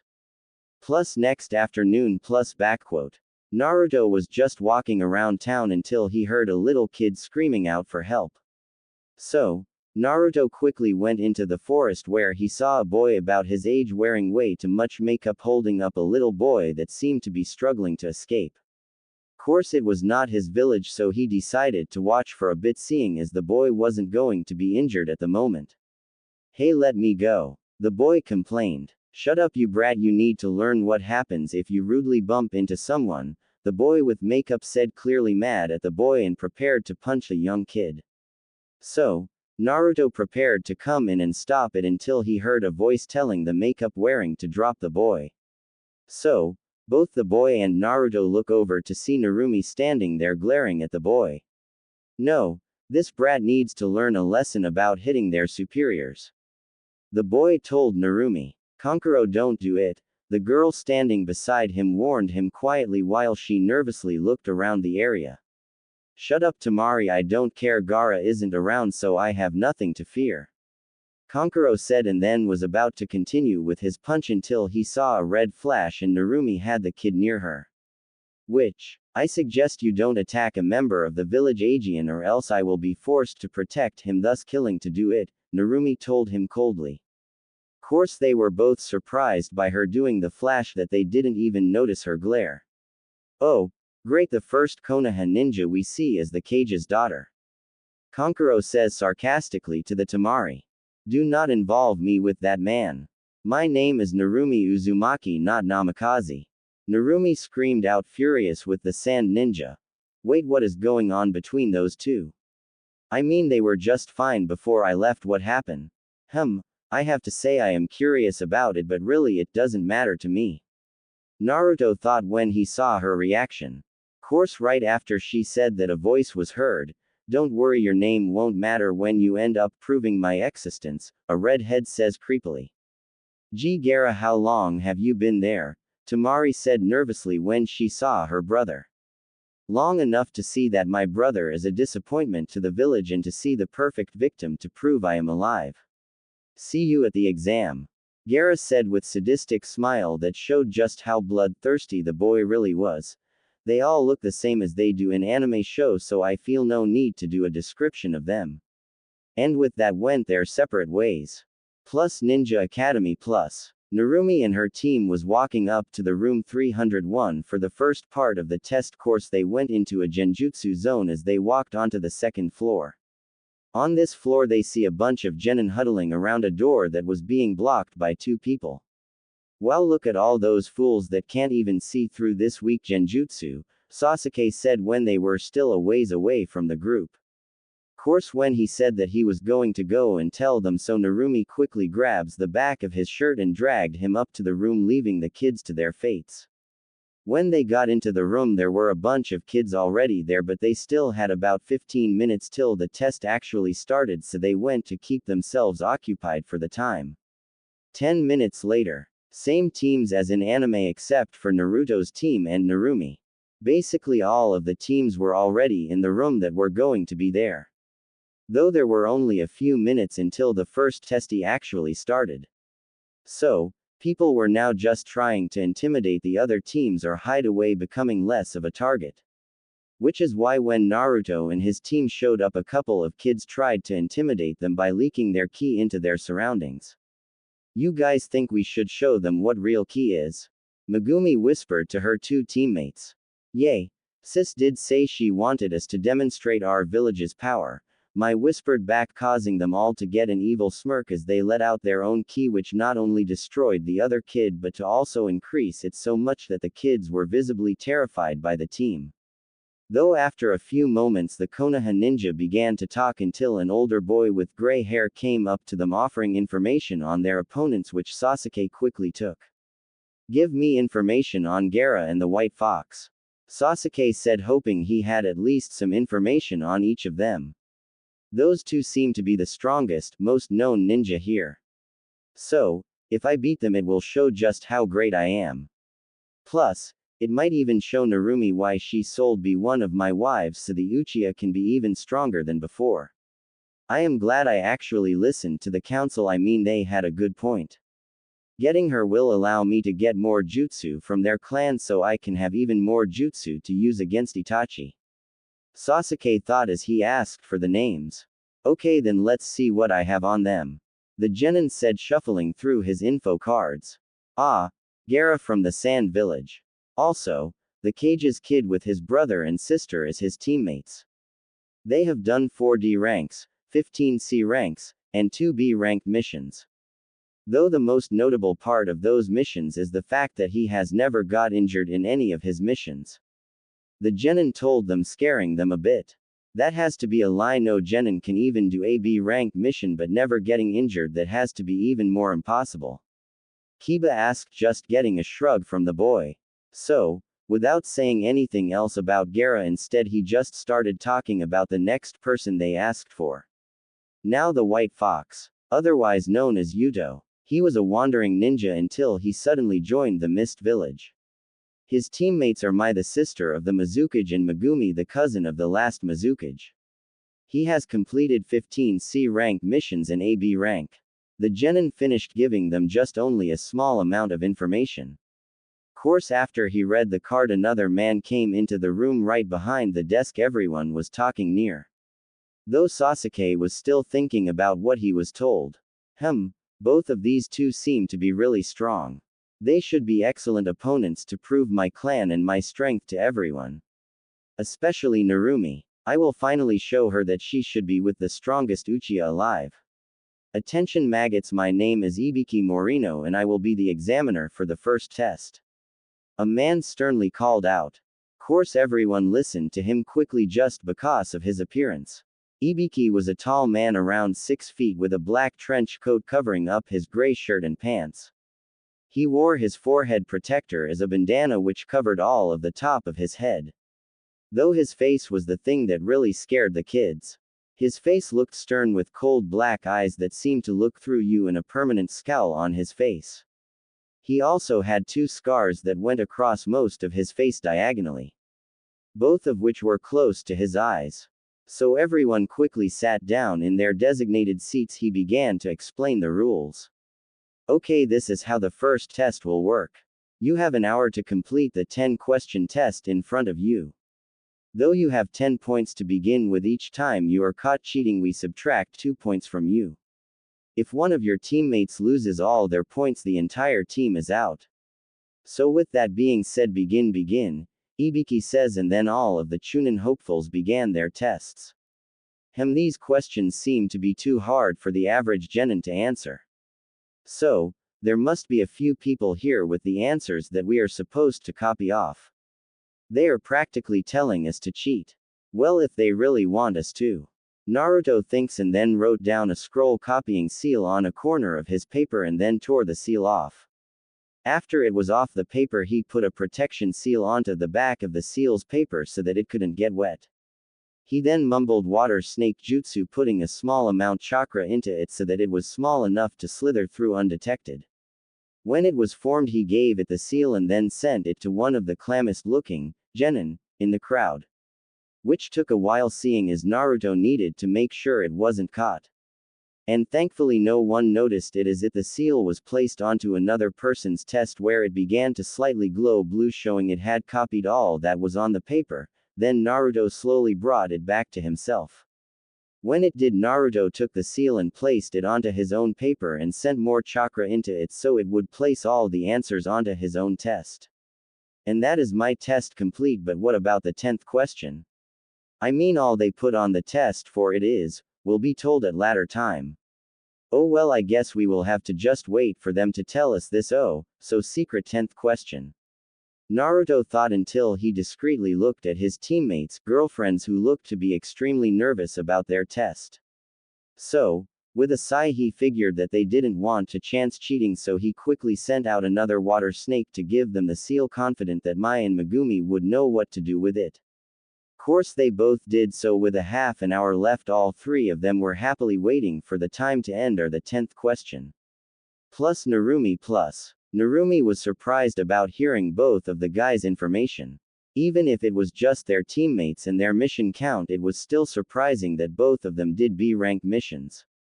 They both were people she had to keep her eyes on.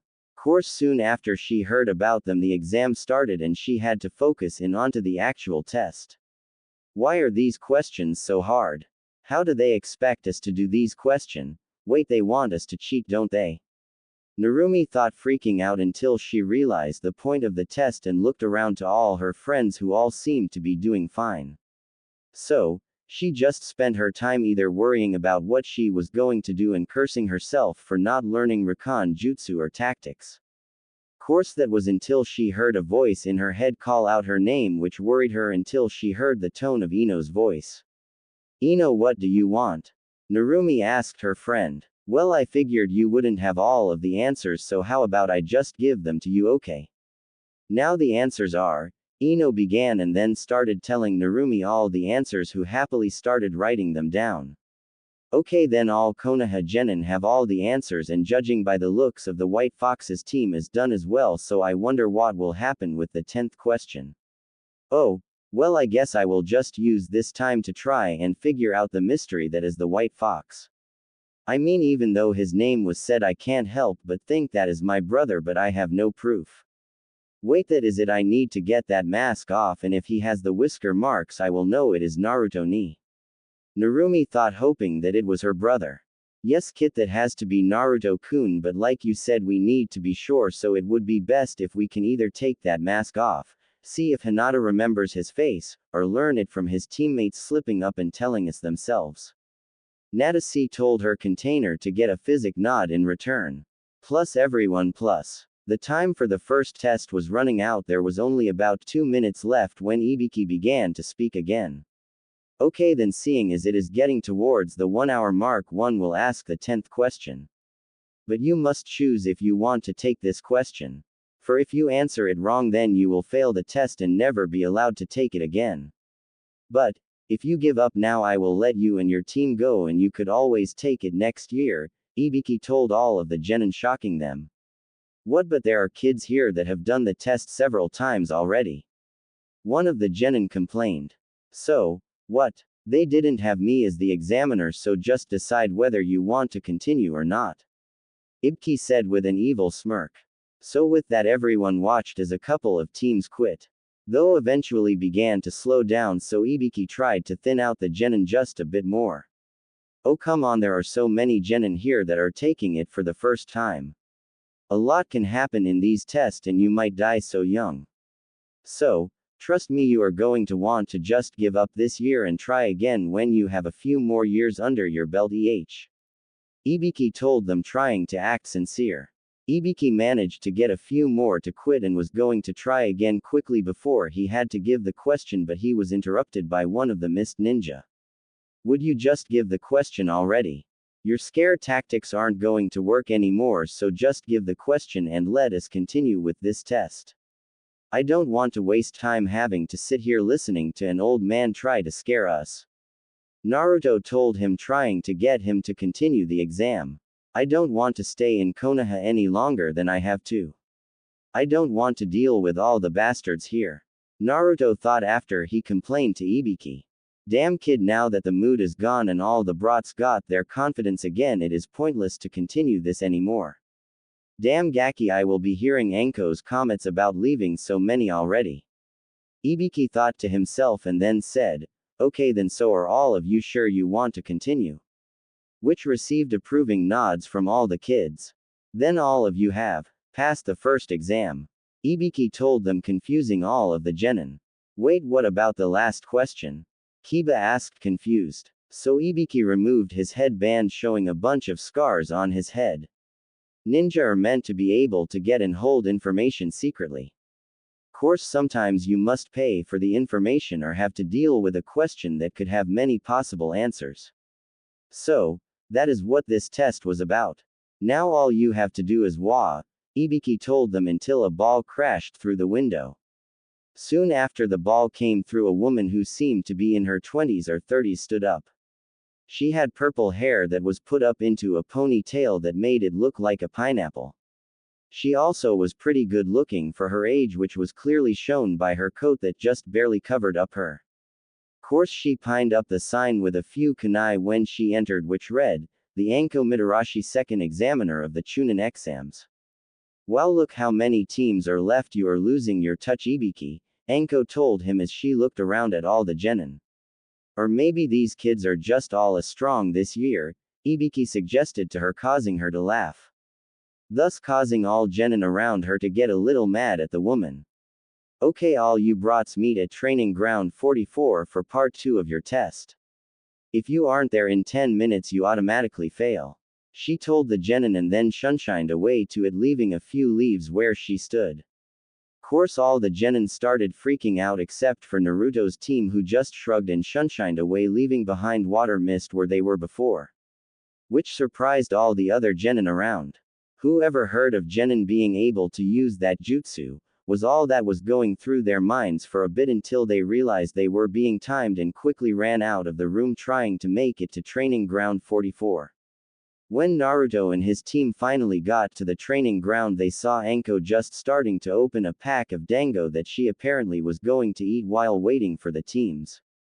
Though right before she was going to eat the first piece when she noticed Naruto's team. Oh come on, how are you brats here already? There is no way a team could find this place that quick while running. Anko whined childishly at them. Yeah, you're right, it did take us a while, but we shunshined around till we found you, which saved us some time. Mai told her like it was completely common for genin to know that jutsu. Wait, how do genin know that jutsu? I mean, I didn't learn it till I was a chunin for quite a while. Perhaps Ibiki was right about these kids being an excellent group. Though something tells me there is more to this team than meets the eye. Especially that blonde one. Though why does he seem so familiar? Anko thought until she saw all of the genin were finally there, so she needed to start the exam. Okay then brats, this is how the second exam is going to work. We are going to throw all of you into Training Ground 44, otherwise known as the Forest of Death. In this forest you will have to survive until you get 2 of these scrolls from your fellow genin. Now of course there is a 7-day time limit for when you need to be at the tower in the middle with the scrolls. If you are not there on time, lose a teammate, or open your scroll before entering the tower. Now each one of you need to sign this pamphlet saying that we are not responsible for your deaths if you die. And after that you and your team will go to that tent to receive one of these scrolls.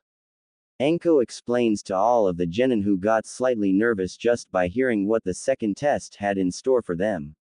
Course they were all surprised by a voice in the crowd sarcastically saying, "Oh, the Forest of Death, I am so afraid. What is it going to do, wrap me in vines? Please, we can easily survive in a regular forest." So, they all look at where the voice was and saw Mai standing there after saying with a confident smirk on her face, with Naruto and Megumi standing behind her with the same smile. Though Narumi and Sasuke were thinking along the same lines, except they were a bit more fearful because of the stories they heard about the forest. Course Anko decided to try and scare the kids that were trying to act brave by throwing a kunai at the one boy of their group. Course she could have attacked one of the girls, but she had the best angle on the boy, and due to her dedication of trying to a certain Konoha Jonin's mask off helped that decision as well. Though right after throwing the kunai an event happened that surprised everyone. When they both were in the vision of the other genin, they saw the kunai that was thrown in Naruto's hand pointing behind himself at the throat of Anko. "You need to be careful with kunai, you might just hurt yourself," Naruto told her, just making her more angry than surprised. "Yeah, Gaki, but it might hurt you as well," Anko told him with a sadistic, and then moved the kunai that she had closer to his back. Course no one saw, but she only grabbed it when she saw that he caught the first one. Course they separated soon after she said that, and she walked back in front of the genin. Though no one noticed the glare that Mai and Megumi was giving Anko. Though all the teams got prepped for the forest after that. Okay, then now that everyone is all situated, have fun killing. I mean fighting each other, and let the second part of the exam begin, Anko said happily over the speakers that went over to each of the gates. And then all of them open, allowing them to begin to try and get their scrolls as soon as possible. Plus Naruto's team plus. Okay, so what is the plan? Naruto asks his teammates. Well, we have 7 days, but seeing as there will probably be people setting up traps near the center eventually. Though we could also wait for them to get what they need so that we don't bother us, or we could just take care of them so that we can loot the looters. But for now we might as well explore for a bit, because I am curious why Konoha Ninja are so nervous about this place. Megumi told them, completely serious about the task on hand. Okay then, so how about we just hunt down a team or 2 while we look around then? Naruto tells them, and with a nod they all go out into the forest to hunt for other teams and for what might be lurking in the forest. Plus Narumi and her team plus. So Sasuke-kun, what should we do? Sakura asks her crush. Well, right now we should hunt down one of the strongest teams here, so I say we go for either the team from Sand or Mist, Sasuke says, and then gets back to looking for an opponent. Soon I will prove to everyone just how superior I am, though, as they continued on. What? Are you kidding me? We should go for a weaker team so that we can easily get the scroll we need. Why would we bother trying to go for a stronger team when we don't have to? Narumi says in disbelief. Oh, shut up Narumi Baka, you are just too weak to like Sasuke's plan, Sakura spat at her. Course that caused Narumi to sweat drop at her hopeless teammate. You are weaker than me, Sakura, as all she could think as she then ignored the ranting of her teammate as they traveled through the forest. Though she couldn't change Sasuke's mind, so she just went with them and hoped that they didn't find anyone too strong. Seeing as it is never good for you to show off your true strength before it is necessary. Course they never expected that a single genin would show up and launch Narumi using a wind jutsu, which caught her by surprise. Well, hello there Sasuke-kun, the genin said in a creepy voice. What do you want? Sasuke asks angrily. I want something simple, a fight for the scroll, the genin said happily and then took out her scroll, wrapped her tongue around it and swallowed it. EEWW, as all the rest of the genin could say when they saw that. Course they couldn't think about it because the genin attacked them soon after she swallowed the scroll. They tried to fight back but she was so fast that they were unable to fight back. So, Sasuke quickly activated his bloodline and managed to hit the genin with a fire jutsu, so the genin fell to the ground burning for a bit until it finally went away. There, I think we got the bastard, Sasuke said as he breathed in relief. Then they both began to walk away from the smoldering ground where the body was, which was hidden under a smoke cloud. So, neither one of them expected a head to come out of the smoke quickly on what appeared to be an elongated neck.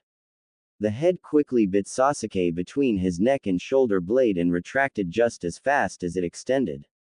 Kukuku, keep the gift I gave you and remember who will be able to give you more strength than you could ever dream about.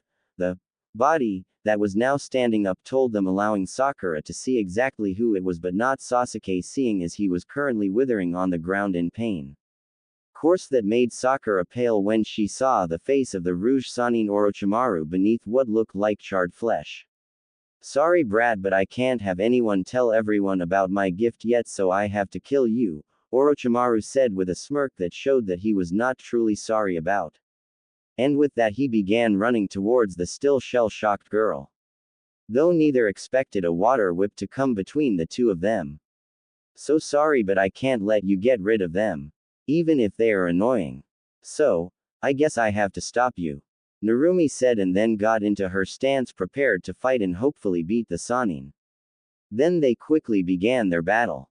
Plus Naruto and Team Plus. Naruto, Mai, and Megumi were all running around trying to figure out the forest. And so far they were finding weird things everywhere they looked. It seems that this forest is the perfect grounds for animals and plants to grow. Seeing as few people come into this place due to ninja not wanting to be in the testing area.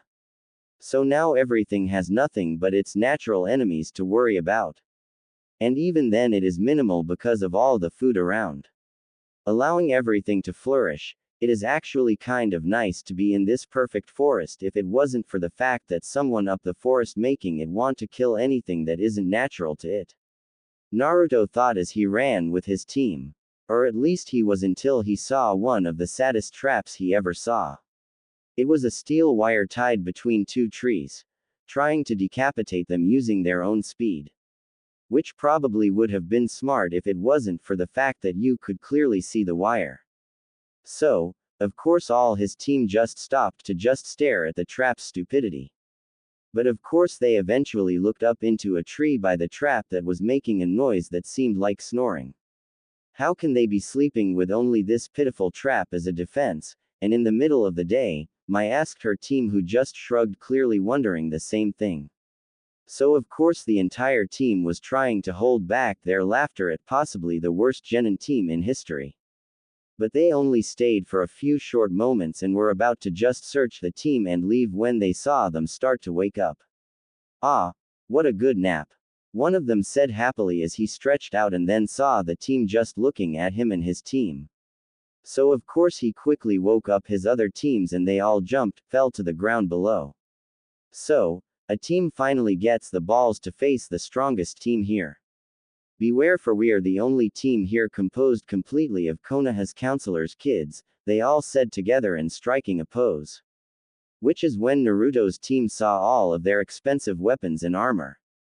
Course they were also clearly shown to be from rich families just because it seemed that they felt that ninja could still wear jewelry because they looked to be covered in as much jewelry that could manage to fit on themselves.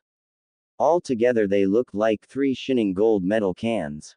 Wow, how can they call themselves ninja if they not only wear enough armor to block their movement but also make themselves noticeable by wearing shining jewelry? Naruto and Mai couldn't help but think, looking at the one of the weirdest teams in the exam. Course Megumi felt no need to wait for them to attack and ended up just running behind them and slamming their heads together, instantly knocking them out.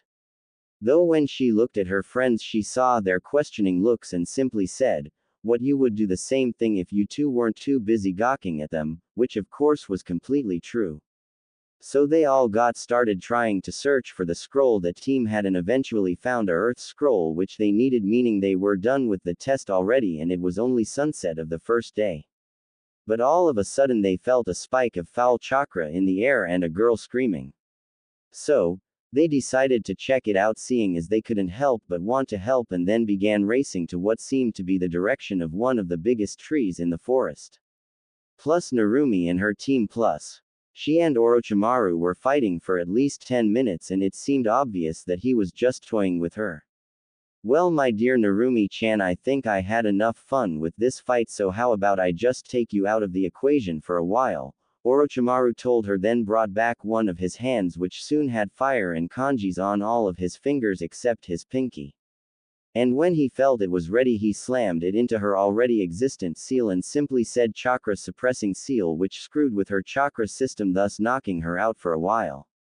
And as soon as she fell, Orochimaru saw that the pink-haired girl was beginning to come out of her shock, so he took one last look at the team and melted into the ground under him, not leaving any trace of himself being there. Oh, crap, I am the only one able to move right now, but we need to get away from here, seeing as all the noise must have called someone. Sakura thought and then began to pick her teammates up and brought them both to a nearby pine tree that had its branches low enough that it made a tent. 2 hours later, Sakura had a bucket of water and bandages that she was currently putting on her sweating teammates' heads. She was trying her hardest to give medical care to them, but she didn't know exactly what to do, but she did manage to set up a few traps around their tent. Which was good because she soon heard one of the traps being set off, launching a few hidden kunai. So, she grabbed her weapons pack and ran out of the tent and saw Ino and Hinata's team standing there. Hey Sakura, how are you doing? Ino asked happily to the girl she thought of as a friend. Who of course just stood in her stance until Ino finally told her that the Konoha ninja should be sticking together. Which of course lowered Sakura's suspicions, but she still was tense until she finally decided she couldn't beat them all anyways, so she just lowered her defenses and greeted her fellow Konoha ninja. Who turned out to be actually peaceful. So, they began to talk about how they were holding up in this part of the test until they heard another trap going off, and then they immediately went out to try and fight the intruders. Okay, then just give us the Uchiha and we will let you live, one of the genin from the Sound Village told them coldly. Never, Sakura screamed out and then raced towards them without thinking about her odds, and was almost instantly caught by the only female on the other team, who smiled sadistically at her. Get ready to die, you annoying Pinky, the girl said, and then began bringing a kunai to Sakura's throat, completely intending to cut it. Course that was until she was hit by a large mass of evil chakra. So when Sakura looked up, she saw the person she loved standing where her almost killer was and cried happily, Sasuke-kun, you came to save me, she said happily through sniffling, which was completely ignored by said guy. Instead of listening to her, he beat the crap out of the team they were facing and planned on killing them until he took a look at all of the people around him. Though mainly looked at the girls and instead just told the Sound Ninja to leave and kicked them away from the area. Then he looked back at the females in the Konoha teams with a lustful look. Come with me, all of you girls, you have the honor of being the first of the many girls I will have to restore my mighty clan. He told them, and without waiting for an answer brought them all back to the tent, and put a barrio of evil chakra around it, which left the other males unable to do anything to stop the Uchiha.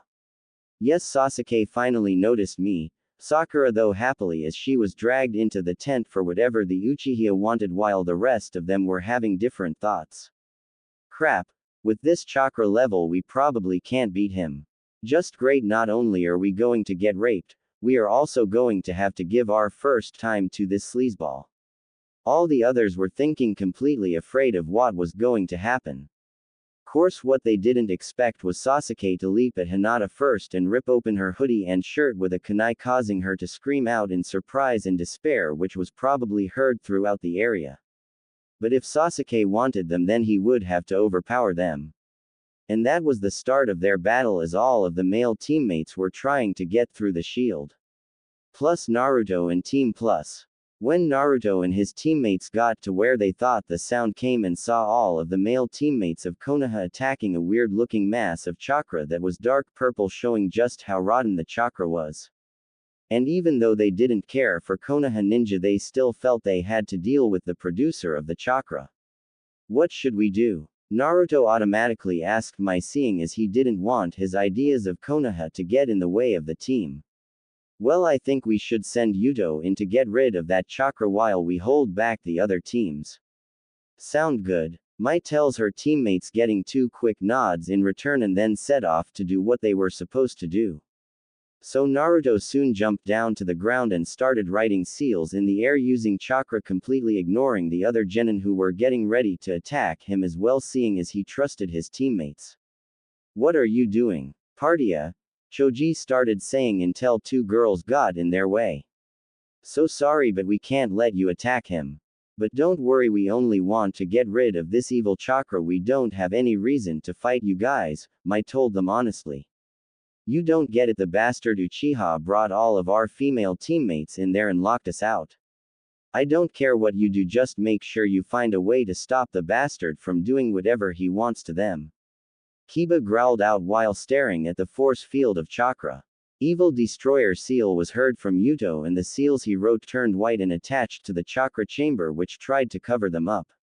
But the seals won over and made a hole in the center of the seal big enough for a man to walk through, but it was only temporary, seeing as the seal was already starting to turn purple, showing how the chakra in it was being corrupted. Still, Naruto ran through the hole without hesitation and saw a sight that made him blush and shake in rage. When Naruto entered the zone, he saw that Sasuke had just finished ripping all of the girls' clothing and was about ready to rape them all when he finally noticed the newcomer in his area. What the hell are you doing here? Sasuke angrily asked Naruto. Don't worry about how I got here, just know that I am going to kick you for trying to rape these girls. Naruto growled at him, realizing enough ki that everyone in the area had a shiver of fear run down their spines. Course Sasuke seemed to be able to ignore it and just started laughing while still showing just how much evil chakra he still was using to subdue all of the girls in what looked to be chakra whips. Whips that were tied around their hands and feet. Ha! You think you can beat me? Not only am I an Uchiha, but this chakra makes me invincible. Now die, Sasuke told him angrily and then lunged at him. Course Naruto expected that and quickly dogged Sasuke's fist and attached an evil containment seal onto his back and let him pass by. The seal worked immediately and got rid of all of the putrid chakra in a matter of seconds. Which of course freed the girls and opened up the chakra field. Course the guys were still being held back by Naruto's team just in case, so instead the girls in the zone got out of their shock and began to beat up the Uchiha as punishment for being a pervert. Well, all of them except Sakura, who seemed to still be in a fantasy of some sort. Course they only beat him up for a few moments until Naruto gave the boy a little bit of mercy by kicking him out of the tree, into another tree's trunk, hard, putting him in a near-death state. So with Sasuke taken care of, Naruto looked over to the girls and blushed again when he saw them. Sorry about taking away your prey. I will send my teammates in to see if they can help you with all of your predicaments. Naruto told them and then began to walk away. What, not feeling perverted today? Hinata asked angrily, remembering that he already had more than one girlfriend. Course Naruto just stopped walking for a moment and without turning around responded to the still irate girl. I understand why you feel that way, but I am not a pervert. I only date the girls that accept my unique situation and still love me. If you feel I am lying, then so be it, but I tell the truth. And then he continued walking to his teammates. When Naruto got outside, he saw everyone at a standstill. So, he walked over to his girlfriends, who both seemed happy to see him again. Hey Mai, Narumi the Uchiha was the source of the bad chakra. Oh, and there are a few girls that could use your help in there. I suggest you go. I will hold off the Konoha shinobi. Naruto whispered to them and then sat down next to the tree and started shining his sword. Plus Konoha's Genin's POV plus. All of the Genin were confused what to do when they heard a girl scream in the barrier. They knew they had to get in there. Course anything they tried failed and they were running out of ideas and were about to all try using their strongest move when two girls jumped in their way stopping them. After they saw the girls they saw the white fox jump down as well, right a few seals in the air somehow and then jumped into the portal. Course they were all surprised by that and then were even more surprised that the chakra soon went away and Sasuke flew out hitting a nearby tree. Though that didn't matter to them all that much, instead they looked the blonde now walking out of the trees as well. They all prepped for a fight but he just quickly talked to what could only be his team for a bit and then the two girls went into the tree fort as well. Course they felt they should now be able to get to their teammates so they all got a bit happier. Good that shield is gone now, let's go see how our teammates are doing, Kiba said happily and started walking towards the tree until a kunai landed in the ground right in front of him. Wait, what the hell do you think you are doing, bastard? Kiba yelled at the blonde who was sitting down on the stone. You will not be welcome in there right now. The blonde said simply, then went back to shining his sword. Bah, they are Konoha genin, you don't know anything about them, so get out of our way. Or we will make you, Kiba told him, getting even more angry. Course he was surprised that it was one of his friends who talked next. Kiba, perhaps you should be more careful, we have no idea what these guys are capable of. In fact, we only know that he is very good at fuinjutsu. I don't think we should rush into battle stupidly. Shino told his friend who was about to respond until they heard the blonde again. Very smart, bug user. I thought I sensed something moving about the room and apparently it was your idea. Smart, real smart. But anyways, even though I think my teammates were already told you this, but we have already got what we need for this test and mean you no harm. Even if I don't really like Konoha for my own reasons. Still, just give them 10 minutes and I am sure that they will all come out. But if you try and go in, I will have no choice but to stop you, the white fox told, acting like he was talking about something unimportant. Even if he doesn't say it threateningly, he still sounds completely serious. All of the genin though, as they looked at the man with a little bit of fear. So, it was a standstill with neither side wanting to move first. Plus girls plus. Gah, I don't believe what that Tem was trying to do with us. That is why it sucks to be a girl in this world.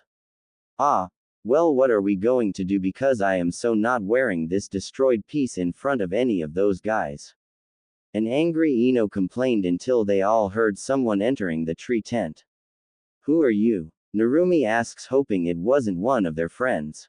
Calm down, it is Yuto's female teammates. He told us you might need some help here. Oh, I see why he was embarrassed. Mai said as they got a good look at them. Then they started unsealing clothing for the girls from seals they asked Naruto to put on them. Oh, thank you, Mai-chan, Megumi-chan. But tell me, where did you guys get those seals? I mean, seal masters are really rare. Hinata asked, truly curious as she put on the new set of cloths. Oh, well, Naruto is pretty good at seals, so he put them on us. Megumi said, then silently berated herself for nearly saying Naruto.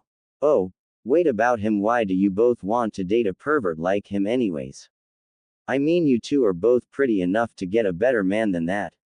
Tenten asked, then was surprised by a large amount of ki coming from the two girls. She asked.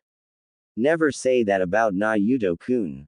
We liked him before he was even forced to get CRA placed upon him. Besides, he is a good man, I mean he always is helpful for everyone he meets. I mean, he has to be one of the most kind people that are on the market. For example, he helped us in the rebellion even when he didn't have to.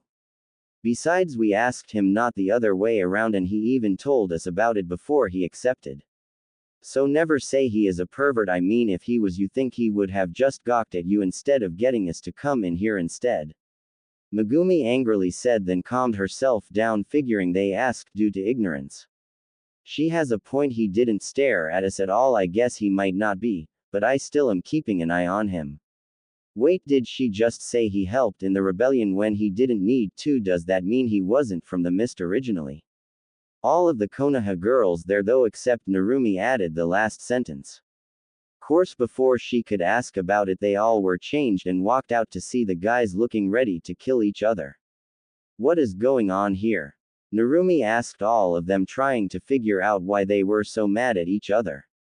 Well, we are just trying to get by this bastard to go see our teammates who were just brought in there for who knows what by Sasuke Tem.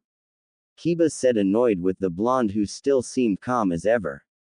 Well, it is a good thing he did, because if you came in we would have had to punish you, Hinata told him, with all of the girls nodding their heads in agreement.